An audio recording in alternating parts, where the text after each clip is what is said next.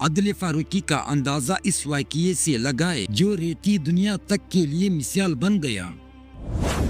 مصر کے گورنر حضرت عمر بن العاص رضی اللہ عنہ کی بیٹے نے ایک مصری قبطی کو گھوڑوں کی ریس میں ہارنے پر تھپڑ مار دیا اور تکبر سے کہا، میں معزز والدین کی اولاد ہوں۔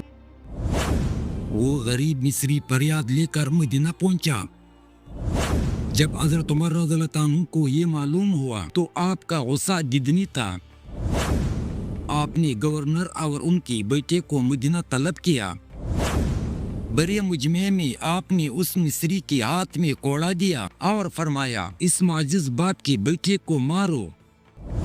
جب وہ مصری اپنا بدلہ لے چکا تو فاروق اعظم رضی اللہ عنہ نے وہ تاریخی جملہ ارشاد فرمایا جو آج بھی انسانی حقوق کے چارٹر کی بنیاد ہے، اے عمر نے کب سے لوگوں کو اپنا غلام بنا لیا جبکہ ان کے ماؤں نے تو انہیں آزاد پیدا کیا تھا۔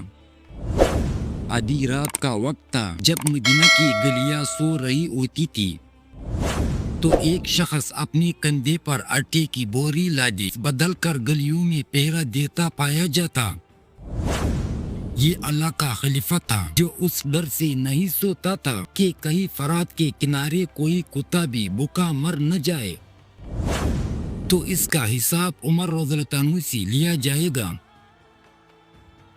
تاریخ کے اوراق میں ہمیں ایک ایسا منظر ملتا ہے جس کی مثال کسی اور مذہب یا بادشاہت میں نہیں ملتی۔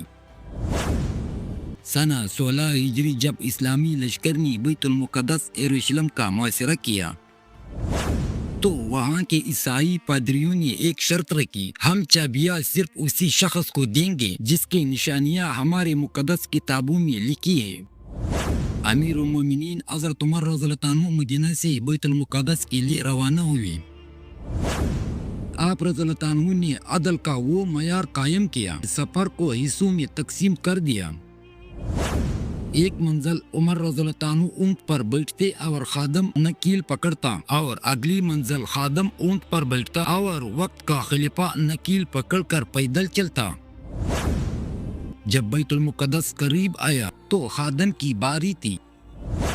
خادم نے ہاتھ جوڑ کر عرض کی، اے امیر المومنین، شہر سامنے ہے، لوگ دیکھ رہے ہیں، اونٹ پر بیٹھ جائے۔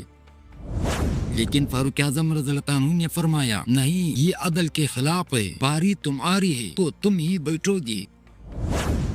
یروشلم کے لوگ دیواروں پر کھڑے ہو کر دیکھ رہے تھے۔ عیسائی پادری چیخ اٹھے، یہی وہ شخص ہے جس کی ہمیں تلاش تھی۔ عدل فاروقی صرف مسلمانوں کے لیے نہیں تھا بلکہ غیر مسلموں کے لیے بھی ویسا ہی سخت تھا۔ ایک مرتبہ ایک یہودی اور حضرت علی رضی اللہ عنہ کے درمیان تنازع ہوا۔ معاملہ حضرت عمر رضی اللہ عنہ کی عدالت میں جا پہنچا۔ جب حضرت علی رضی اللہ عنہ عدالت میں آئے تو حضرت عمر رضی اللہ عنہ نے انہیں ان کی کنیت ابو الحسن سے پکارا جو کہ عرب میں عزت کا طریقہ تھا۔ فیصلہ سنانے کے بعد حضرت عمر رضی اللہ عنہ کی چہرے پر پریشانی تھی۔ حضرت علی رضی اللہ عنہ نے پوچھا، اے امیر المومنین، کیا آپ میرے جواب سے مطمئن نہیں ہے؟ فاروق اعظم رضی اللہ عنہ نے فرمایا، اے علی، مجھے دکھ اس بات کا ہے کہ میں نے تمہیں کنیت سے پکارا اور یہودی کو اس کے نام سے۔ میں نے ڈر محسوس کیا کہ کہیں میرے لہجے سے یہ ظاہر نہ ہو کہ میں اپنے بھائی کی طرفداری کر رہا ہوں۔ عدل میں ذرا برابر فرق بھی عمر رضی اللہ عنہ کو گوارا نہیں تھا۔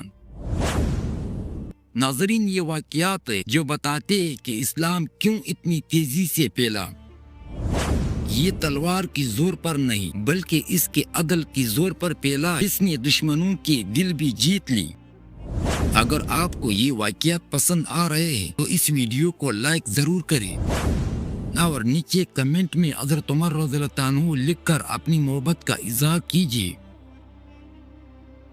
عدل فاروقی کی تاریخ اس وقت لرز اٹھی جب قانون کی زد میں خود ان کا اپنا بیٹا آ گیا۔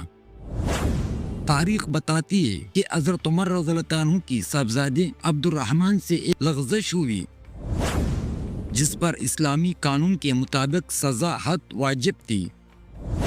مصر کے گورنر نے خلیفہ کی بیٹے کا لحاظ کرتے ہوئے سزا میں نرمی برتنے کی کوشش کی، لیکن جب یہ خبر مدینہ پہنچی، فاروق اعظم رضی اللہ عنہ کا جلال دیکھنے والا تھا۔ آپ نے فوراً حکم دیا کہ میرے بیٹے کو مدینہ لایا جائے۔ لوگوں نے سفارش کی، بڑے بڑے صحابہ نے رعایت کی، درخواست کی، لیکن عمر رضی اللہ عنہ کا جواب تھا، کیا تم چاہتے ہو کہ عمر کا بیٹا ہونے کی وجہ سے اللہ کا قانون بدل دیا جائے؟ آپ نے اپنے ہاتھوں سے اپنے بیٹے پر حد جاری کی اور ثابت کر دیا کہ عمر رضی اللہ عنہ کے گھر میں بھی وہی قانون چلے گا جو ایک عام شہری کے لیے ہے۔ یہ وہ مقام ہے جہاں دنیا کی تمام بادشاہ مات کھا جاتے ہیں۔ ایک مرتبہ کہت پڑا تو حضرت عمر رضی اللہ عنہ نے قسم کھا لی تھی کہ جب تک میری رعایا کو گھی اور گوشت میسر نہیں ہوگا میں بھی نہیں کھاؤں گا۔ آپ کا رنگ بھوک سے زد پڑ گیا، پیٹ میں بھوک کی وجہ سے مروڑ اٹھنے لگی، تو آپ نے اپنے پیٹ کو مخاطب کر کے کہنے لگے، اے پیٹ، تو جتنا چاہے شور مچا، تجھے اس وقت تک گوشت نہیں ملے گا جب تک میرے ملک کا بچہ بچہ پیٹ بھر کر کھانا نہ کھائے۔ ایک رات گشت کے دوران آپ نے دیکھا کہ ایک خیمے میں آگ جل رہی ہے اور بچے رو رہی ہے، تو ایک ماں نے چولہے پر دیگچی چڑھائی ہوئی تھی جس میں صرف پانی اور کنکریاں تھی، وہ بچوں کو بہلا رہی تھی، کھانا تیار ہو رہا ہے۔ حضرت عمر رضی اللہ عنہ نے پوچھا، ماں جی آپ خلیفہ کو کیوں نہیں بتاتے؟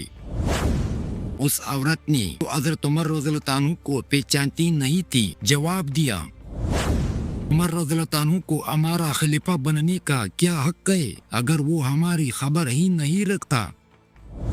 یہ سن کر حضرت عمر رضی اللہ عنہ تڑپ اٹھے۔ آپ فوراً بیت المال گئے، آٹے کی بوری اور گھی کا ڈبہ اپنے کندھے پر اٹھا لیا۔ جب خادم نے کہا کہ امیر المومنین میں اٹھا لیتا ہوں، تو آپ نے تاریخی جملہ کہا، کیا قیامت کے دن میرا بوجھ تم اٹھاؤ گے؟ آپ نے خود اپنے ہاتھوں سے کھانا پکایا، اور جب تک بچوں نے پیٹ بھر کر کھا نہیں لیا اور وہ ہنسنے نہیں لگی، آپ وہاں سے نہیں ہٹے۔ دوستو، کیا آج ہمیں ایسے حکمرانوں کی ضرورت نہیں؟ حضرت عمر فاروق رضی اللہ عنہ کی زندگی کا ہر واقعہ ہمارے لیے مشعل راہ ہے۔ اگر آپ چاہتے ہیں کہ ہم ایسے مزید ایمان افروز واقعات آپ تک لاتے رہے تو اس ویڈیو کو شیئر ضرور کریں تاکہ یہ پیغام ہر گھر تک پہنچے۔ اور اگر اب تک آپ نے چینل سبسکرائب نہیں کیا تو یہ بہترین وقت ہے ہمارے قافلے میں شامل ہونے کا۔